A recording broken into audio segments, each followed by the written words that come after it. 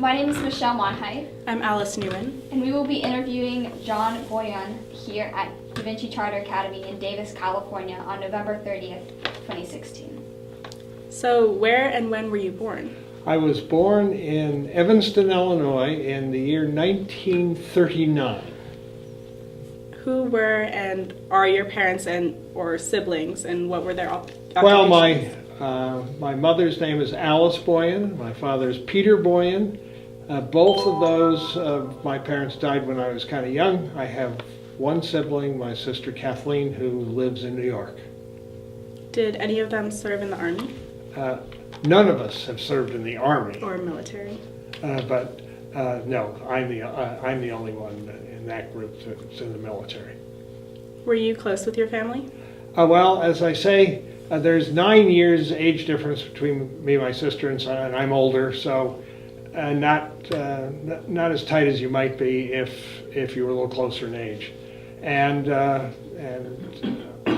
since my parents died when I was about 12, so not the kind of opportunity over time to really develop the sort of closeness that fortunately I had with my own children.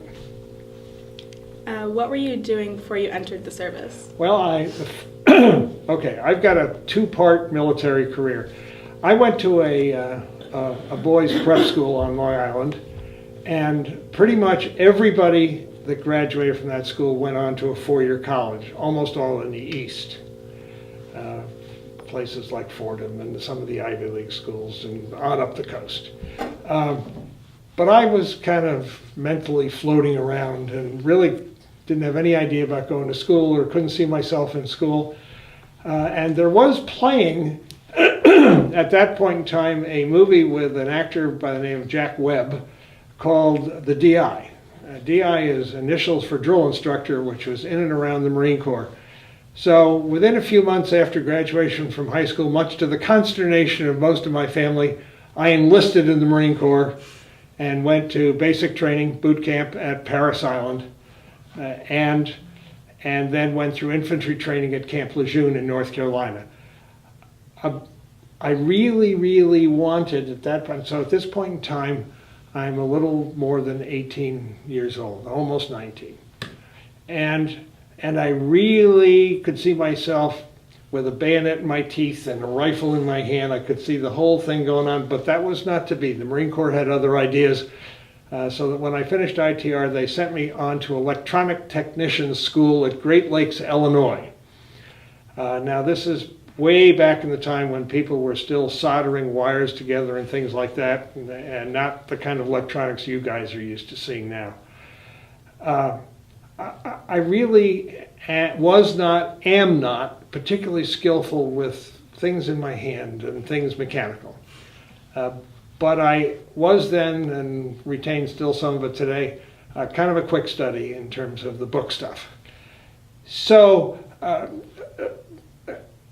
when I finished electronic school there, they decided to send me on to advanced electronic technician school out in San Diego.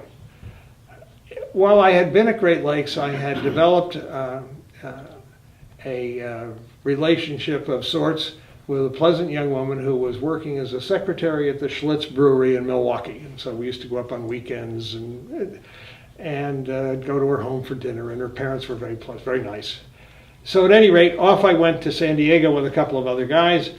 It was long about this, so while this is going on, so we're now into the best part of a year. And I had come to realize that there were two categories of people telling me what to do.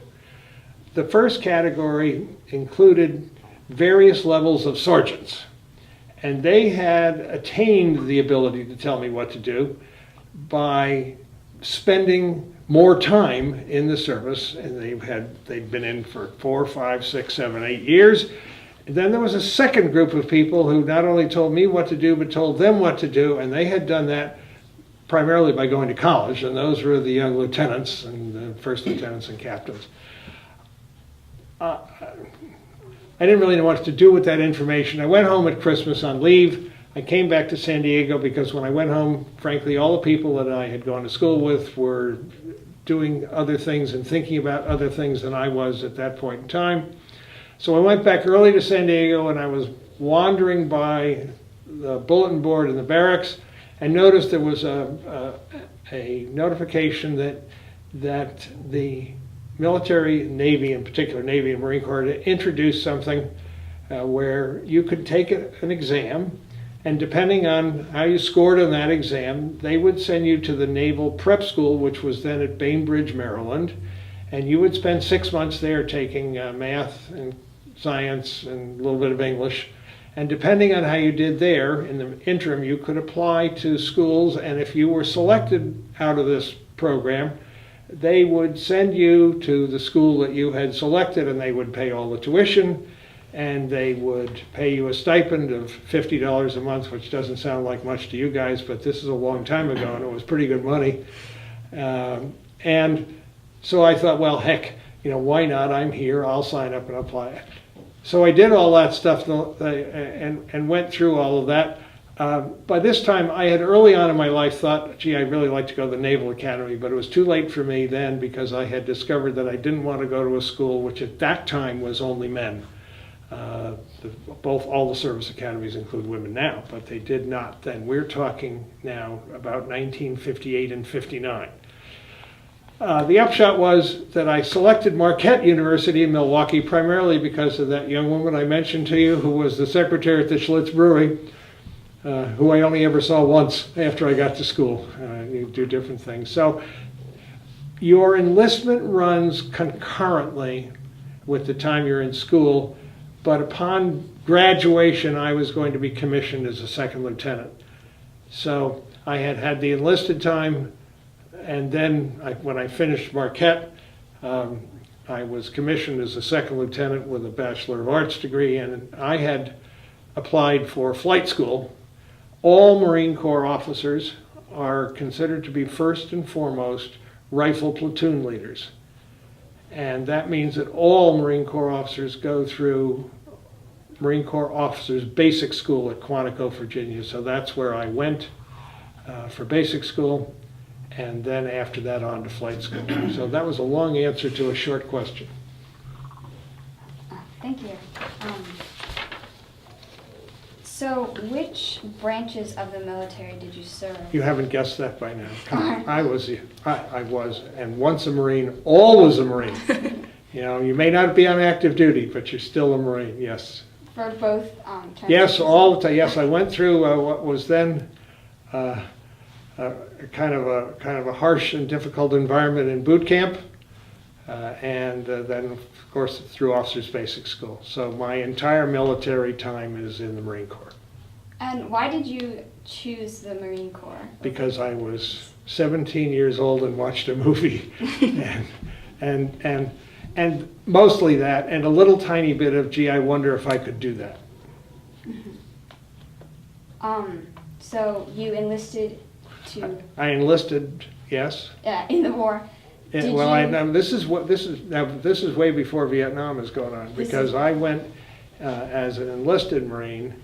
I went into the Marine Corps in 1958.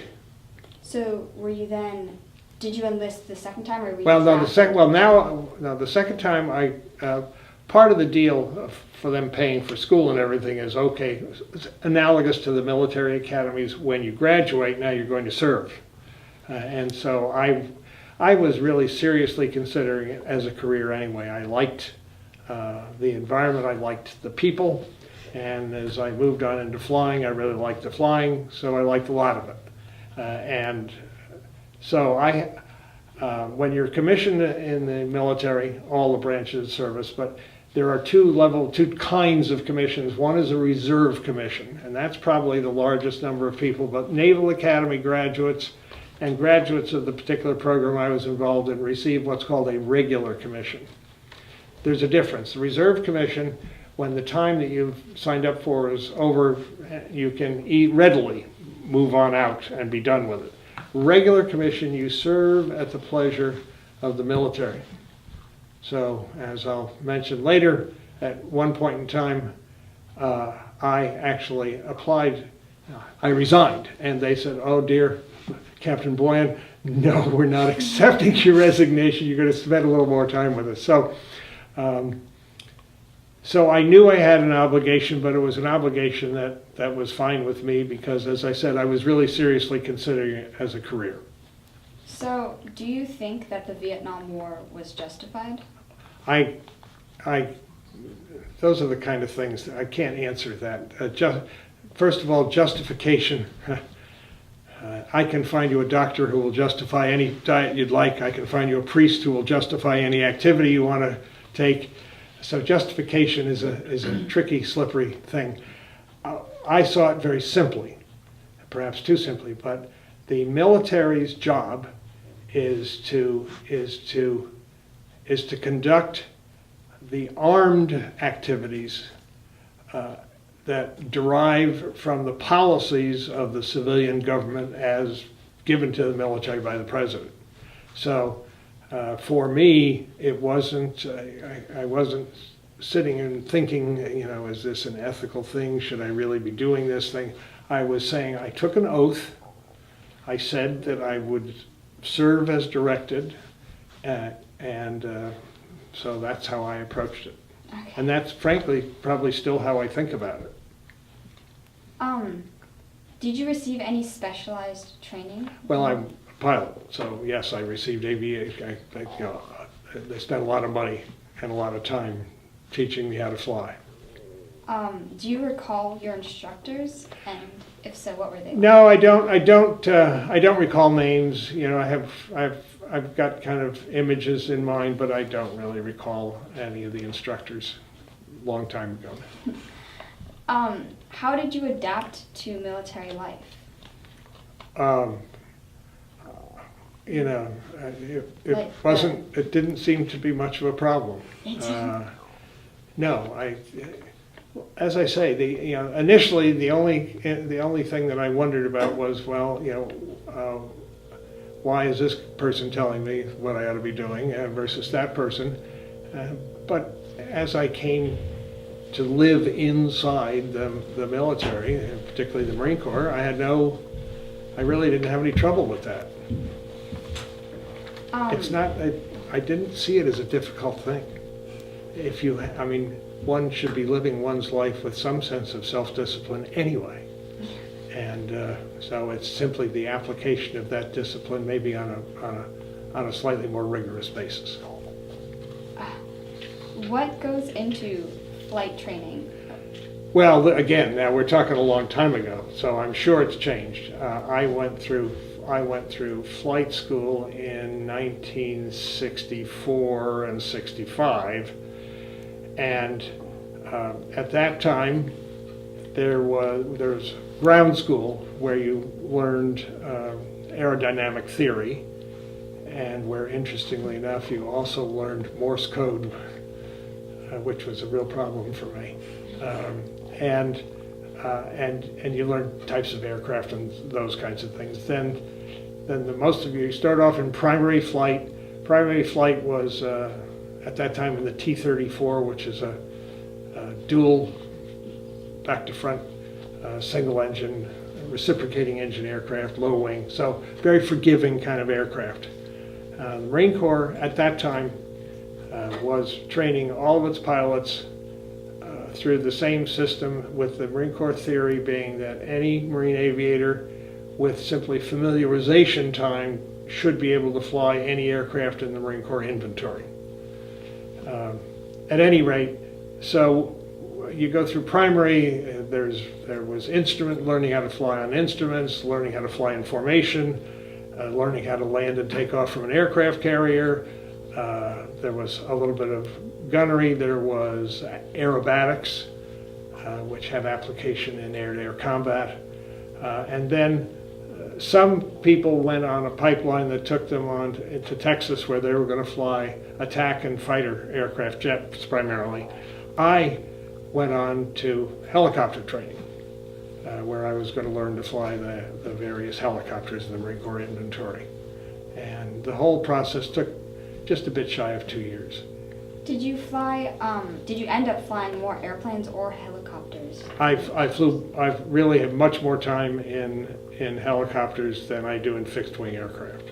What kind of helicopters? Well, I have most of my time in a helicopter that doesn't exist anymore, the H-34, which was a reciprocating engine, 1,820 horsepower engine. It's kind of a bulbous front nose. The pilot and co-pilot are sitting up kind of high. It's got a tail rotor. You guys have probably never even seen one. They were the last in Vietnam. We were the last squadron to fly reciprocating engine helicopters. They had been introduced at the latter part of Korea, and then in the interim, and the squadrons that first went into Vietnam and the Marine Corps flew them. The Army did not fly them.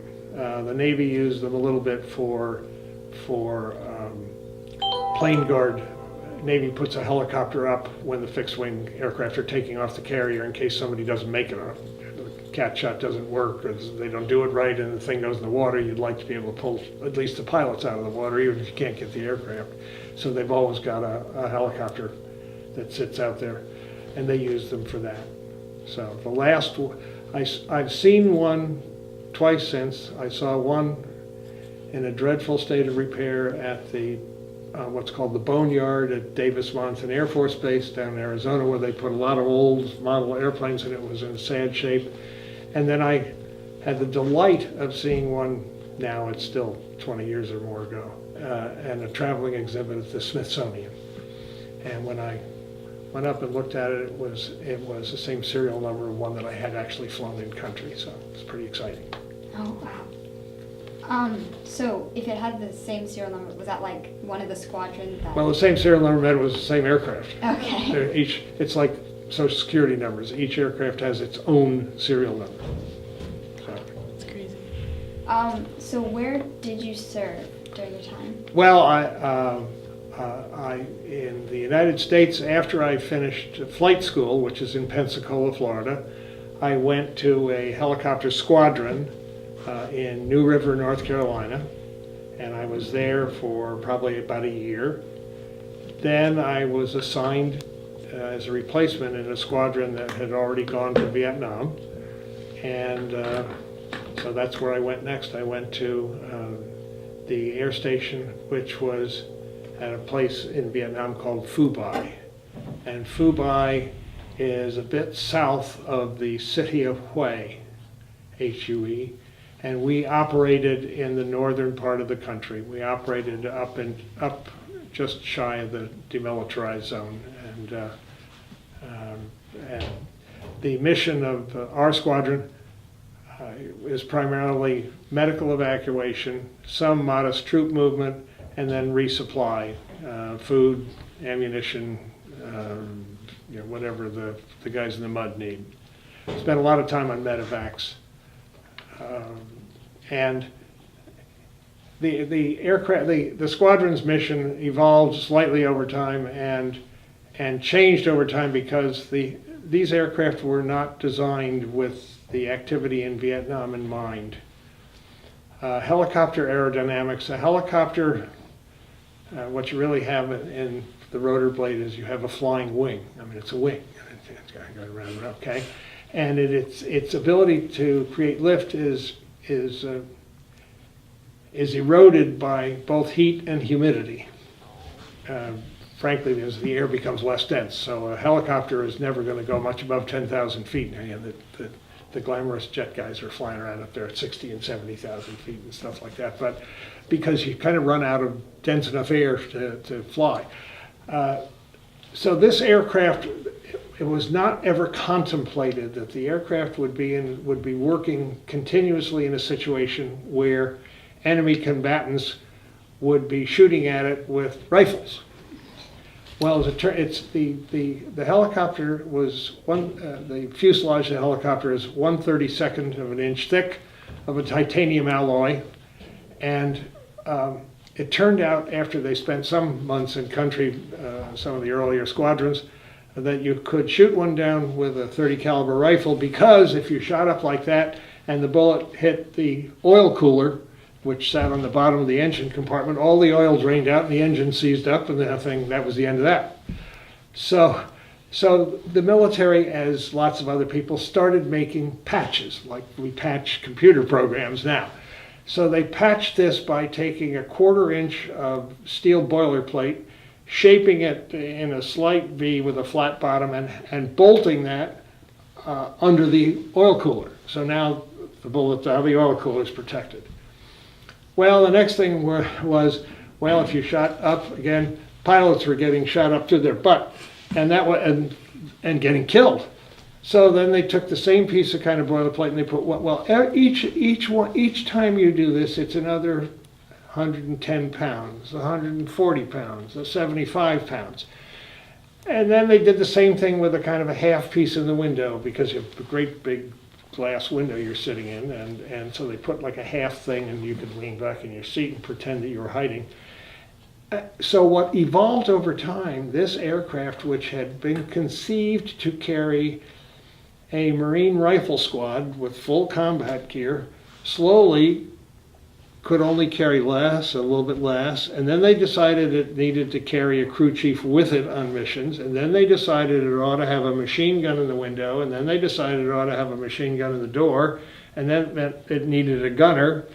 And helicopters, those helicopters were the world's worst gun platforms. I mean, you're flying along and you have the cyclic and the collective, and that sucker is rumbling and bumbling and rolling around. So if you were shooting, if you hit anything, it would be bad luck for them and extraordinary luck for you. The upshot of all this is the ability of the squadron to perform fundamental missions other than 1 and 2 and 3 and 4 person medevacs. When you were going to go out on a medevac, we would carry a corpsman with us, who are parenthetically easily the bravest people and the people that really deserve most of the credit. I mean, you're talking about people going out if you read World War II, it was even worse for those guys. So medics, corpsmen, those are unbelievable people. At any rate, so what really happened at about 2/3 of the way through, there was going to be a very large operation, and our squadron was told to stand down. There's a brand new helicopter in town, the H-46. It's now turbine engines, not reciprocating engines, larger, 2 big rotors, one here and kind of a boom thing here, and another one up there, and boy, could it carry stuff. If you could fit it in there, pretty much it could lift it. So they're going to run this operation. So the whole operation is predicated on the lift capability of these helicopters, the H-46s. When the initial lift of troops started with the H-46 squadrons, they ran into a real problem. Most all the H-46 drivers were converted H-34 drivers. H-34, if you were coming down into a zone that was warm or hot and you wanted to come down really fast, and about 8 feet above the ground, you would pull the stick back into your tummy, and the nose of that sucker would go up there, and all the downward motion would essentially stop. And if you were really good, you just tweak that and you'd settle in like a feather. Just perfect. Unfortunately, when you did that in the H-46 with this rotor system, and you lifted that up, you can almost kind of see it. It blanked out the airflow on the rear rotor. And when it blanked out the airflow on the rear rotor, instead of settling like a feather, that sucker dropped like a stone for the last 20 feet. And when it did, the item that had never been stressed because that kind of landing wasn't contemplated, that boom thing that this back rotor sat on, right there, cracked. And when it cracked, that's not flyable anymore. So the upshot of all that was that the operation could not be canceled, and the only thing that could be was our squadron, which now has 1/3 of the lift capability of these things, now takes on the operation. I flew without ever getting out of the helicopter, and as did everybody else in the squadron, for days on end. We ate in it, we peed in it, we refueled it with the rotor still turning, we did the whole shooting match. I've never flown as much, I've never been as tired. and I was simply one of the other people doing that kind of stuff. And the joke in the squadron was, when you were going to land for a medevac or something like that, you would ask the people on the ground to pop a smoke, and that would tell you where it was, and also hopefully it would, depending on the color, it would tell you whether the zone was kind of quiet or a little bit hot or what you were getting into. But the joke then became, with the H-34 pilots, why don't you just mark that zone with an H-46? So, and that was, again, that's a very long answer to a sort of a brief question. But the time in Vietnam for me all kind of, just sort of, everything is connected to everything else. It's a single experience. That's really interesting. Were you afraid when you first started? No, initially, I got more afraid, frankly, when I was getting ready to be finished over there. I can only ever speak just for me. Initially, I think, maybe confused is a better word, but I wasn't afraid because I hadn't seen enough yet to be afraid. And the intelligent person is fearful when they understand the risk and the danger of things. And in some senses, initially, it was like an adventure. And it was certainly it was the best possible flying. I mean, you really got to find out how good you are or were, and you got to find out kind of the outer limits of the capability of the aircraft. So those things all put together made it just terrific flying, really good flying. And you could feel good, because of the mission of the squadron, you can feel pretty good if you pick some guy up in the field and he goes on to live because you get him to medical care. And you can feel okay when you're bringing a guy Thanksgiving dinner. So the kinds of things we were doing, I don't know if I'd have felt differently if I were dropping napalm on people or not, because I didn't do that. But I didn't do it not because I wouldn't or couldn't. That wasn't what I was doing at the time. So we had mostly positive kinds of things, and our squadron. As compared to other squadrons, our squadron fared pretty well in terms of casualties. We had the good luck to not hit some of the kind of casualty rates that some of the other people had. Did you make a lot of friends in your service? Yeah, it's I'm not sure you make a lot, but I do believe, and I've now had a lot of time to be aware of this, you form relationships that cannot and will not be replicated in any other environment in which you are. Some people we had a couple of guys in the squadron who had been on like Division I athletic teams, so big time college stuff. And they said there was some element of that at that level on those athletic teams, but they said, but it's it's just not for me. At any rate, there have not been relationships like that before or since. Did you or any of your friends see like combat really close? Well, we all saw combat every day, really close. You bring your helicopter back and it's got a lot of bullet holes in it. Oh yeah.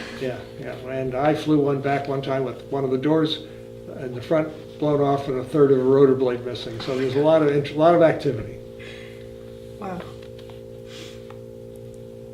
How did you stay in touch with your family and friends back home? Yeah, not nearly as cool as now. I wrote letters that took X days or weeks to get back home, and occasionally made audio tapes on a little dual reel tape recorder and sent those. But again, that took. I had our second child was born while I was there, and I think for like 3 weeks before I kept writing letters. My wife laughs, writing letters and said, "Well, by now you probably have the picture. By now you." And I was actually on a mission in the aircraft very busy when through the Red Cross, they patched through to say that, okay, you've had a son, he was born, and yada, yada, yada. Frankly, my response was inappropriate. My response was basically, I'm really busy now, don't bother me, call me back later. So, which is kind of a dumb thing, but at the moment, How did being in the war affect your relationships? With who or what? Like maybe people back home or... Well, I think it's hard to evaluate yourself. It's trite to say, but there is to some extent a quote unquote loss of innocence. But I think the most significant thing for me was a layer of emotional and psychological callus. Much like you get a callus from a hand that you're using. Because of some of the experiences and some of the things I saw,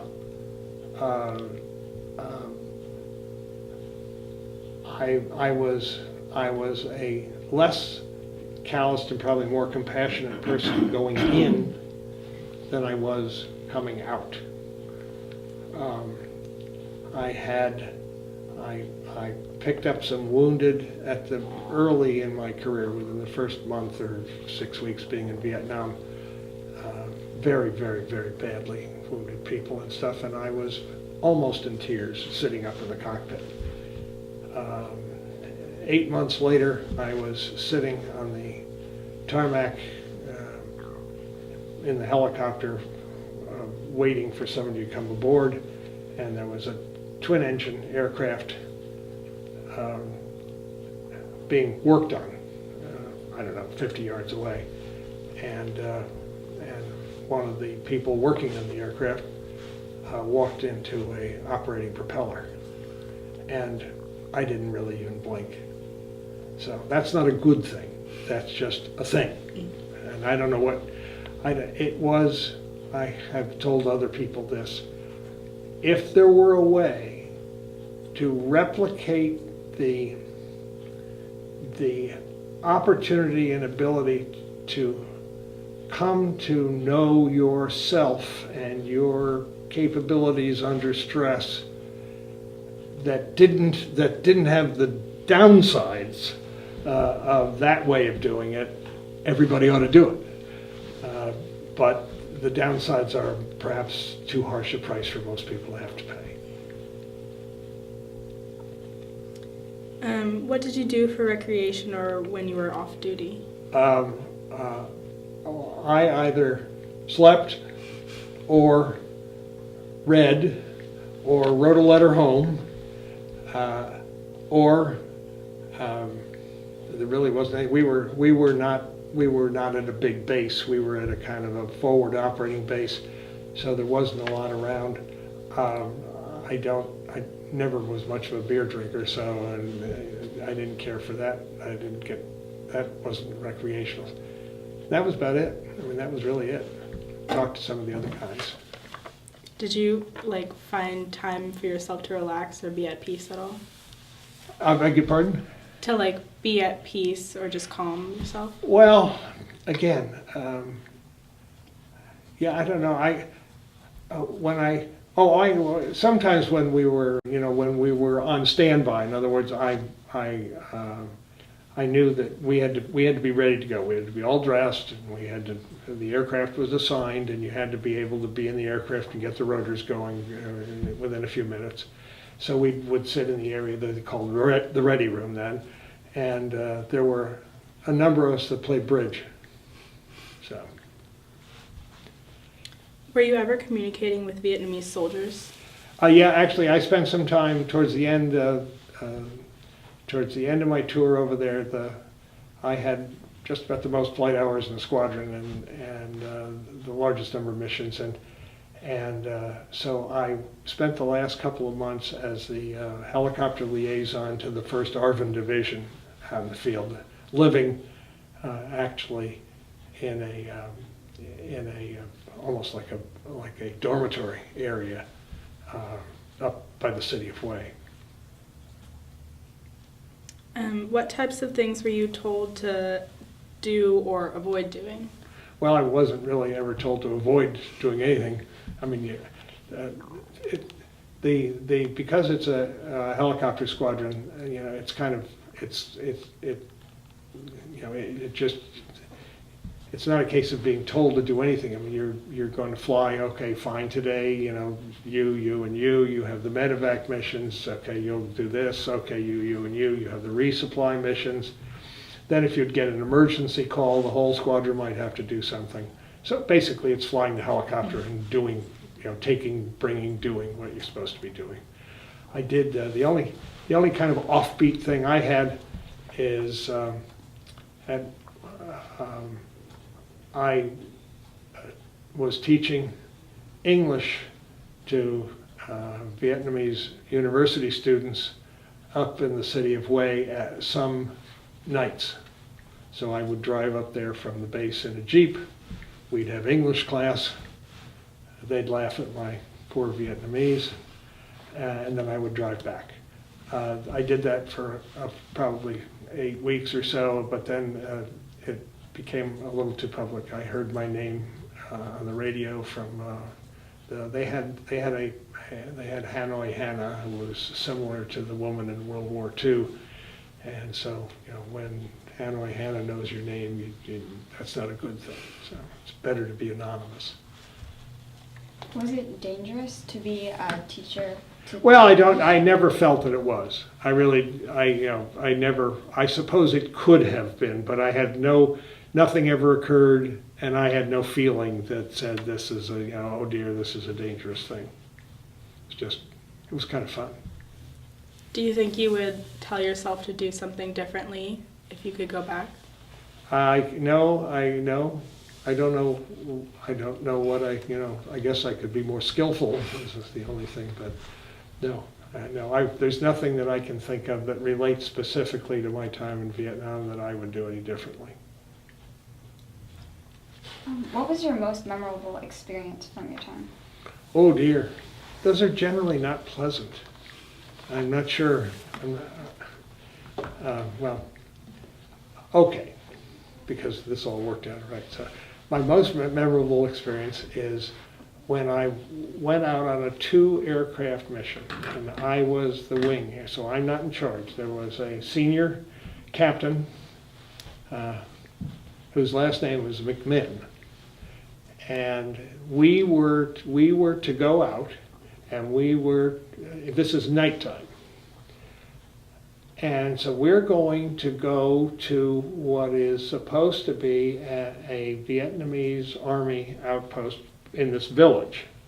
And we're going to land in the village, and we're going to pick up a couple of people and drop off some stuff. And the village, they will light a fire thing so we will know where to land. So, well, frankly, flying at night in a helicopter is an adventure unto itself.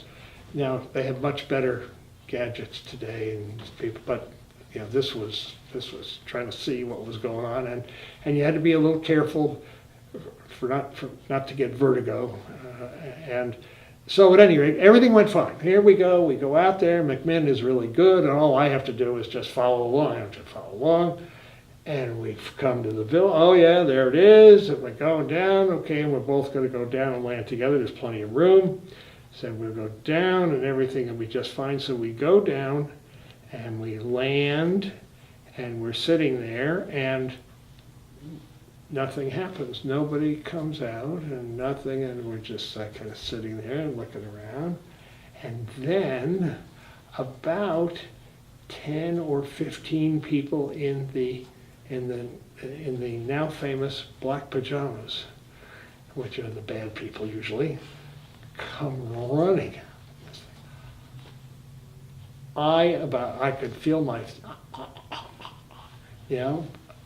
as it turned out, they were some special operations group of the ARVN, which we just didn't know about. But that still sticks. I mean, I can see we're in this village. There's fire stuff around, and we're sitting there up, and these helicopters, you're about 10 feet in the air if you're the pilot and co-pilot, and there's a lot of clear glass around you. And I thought, oh, this is that, but it was all in my head. It wasn't a bad thing at all. It was not a bad thing. There were other things that you didn't really think about. There were bad things. Would you say that, like you said, when you didn't think about them, they were bad things, that you just, since they were happening in the moment, you just had to go with it, or how would you? Oh, yeah, well, of course, that's always the thing. I mean, you do things, and there were certainly people who were individually very brave. You do things simply because that's your job to do those things.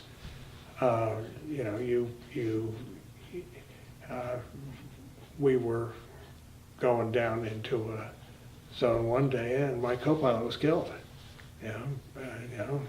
And you say, "Ooh, that person's right there," but you still have to finish. You have to get the people out. You have to do what you have to do. So, but if you sat and contemplated that ahead of time, you probably, unless you were either totally stupid or unbelievably courageous, you probably couldn't do it. So I think in senses you're right.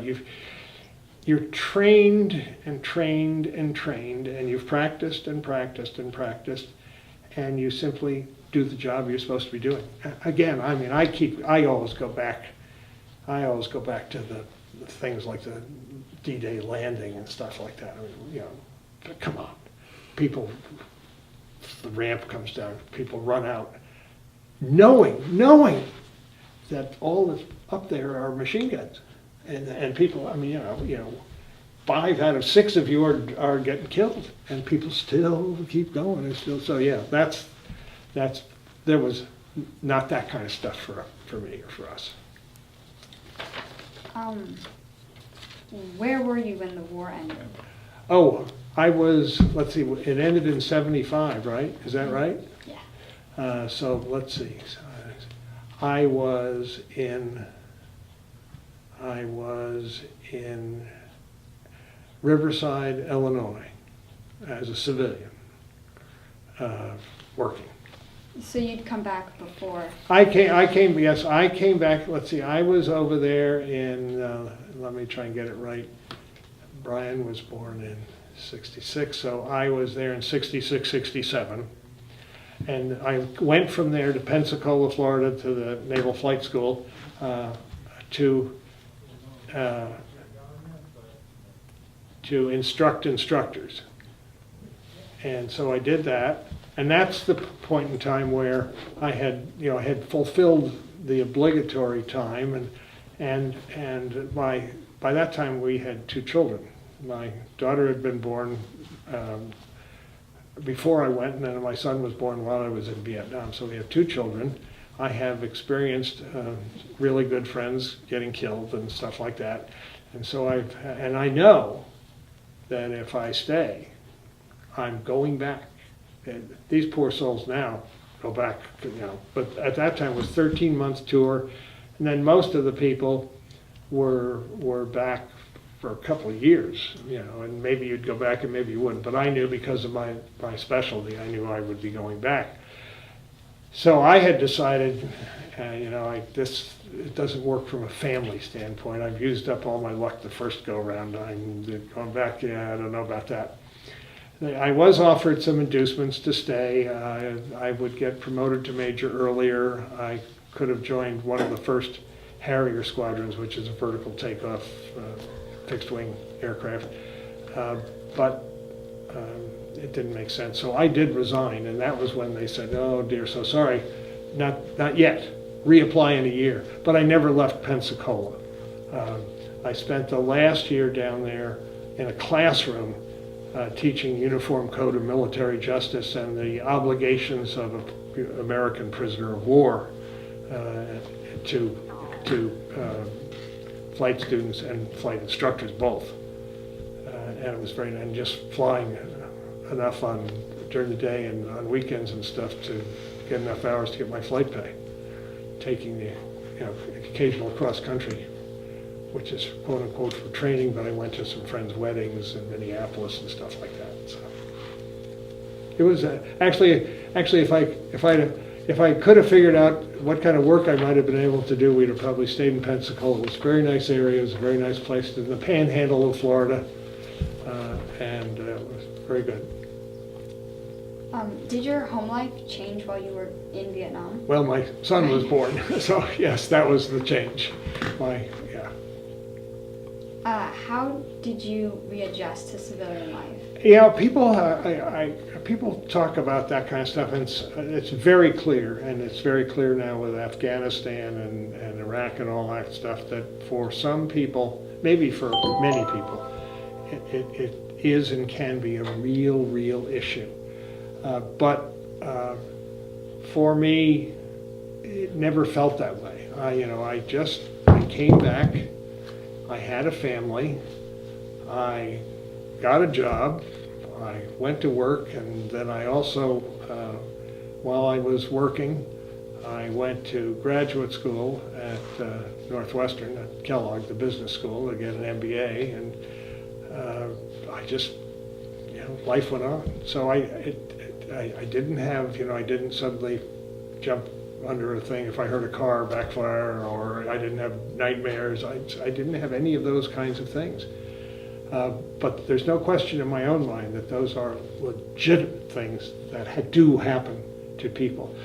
A combination of your personality, maybe your own value set, perhaps some thread of whatever religious things you have. I think all those things come into play, and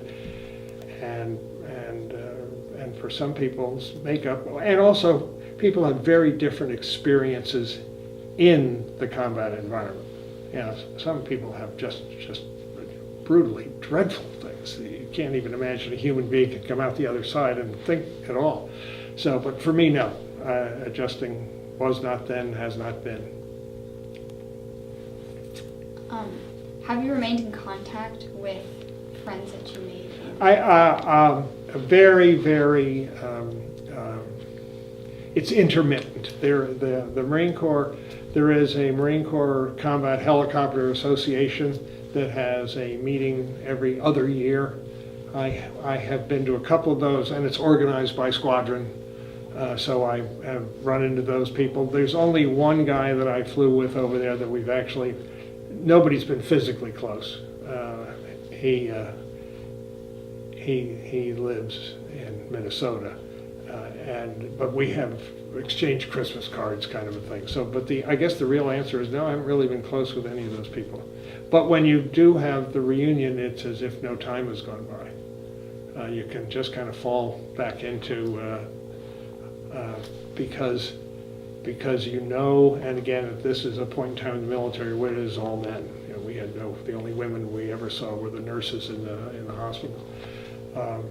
So you spend an hour with those guys, and it's because you already know this guy, and you know him in a way that a lot of other people who live next door to him don't know him.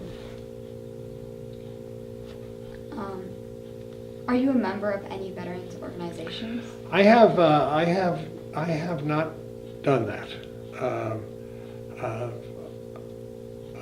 There is a Vietnam Veterans. There are a number of chapters in different places, and of course there's the Veterans of Foreign Wars and the American Legion.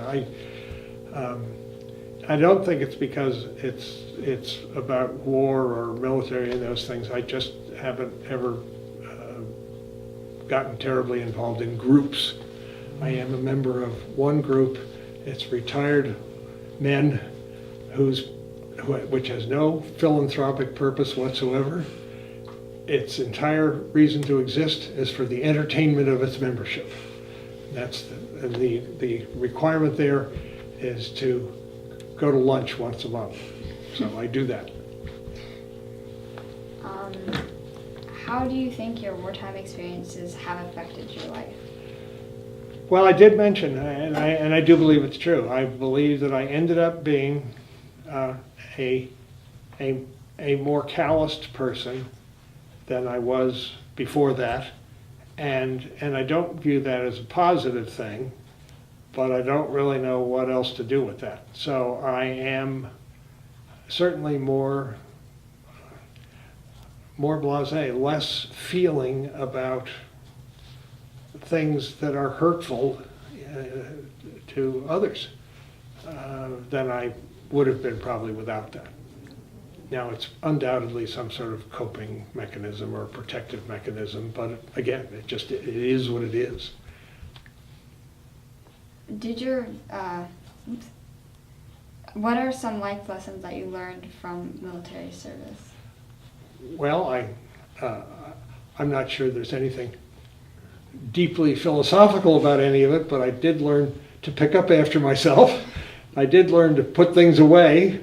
I did learn to be neat, and not, and I learned, although you wouldn't have known it from today because I was a minute or two late, but I learned to be on time. And I learned that it's more important about what you actually do than what you tell people you're going to do. Because when you fly, the talking's over. You're either good at it or you're not good at it. We had a couple of pilots who, after a few months, where the crew chiefs refused to go out with them. And when that happens, that's a real statement. That says, you know what, Jack, you're just not good enough. You're not good enough. And in the final analysis, they took both those guys off of flight status. So it matters less what you say, it matters a lot what you do and how well you do it. Is there anything you would like to add to this interview?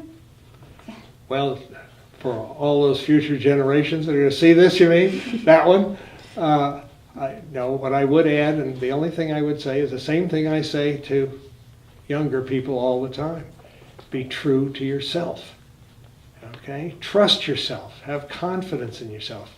Yes, gather the wisdom, hear what teachers and parents and everybody has to say, colleagues and the rest of it. But when the moment comes, be true to yourself. Trust yourself. It matters not what you say, it matters what you do.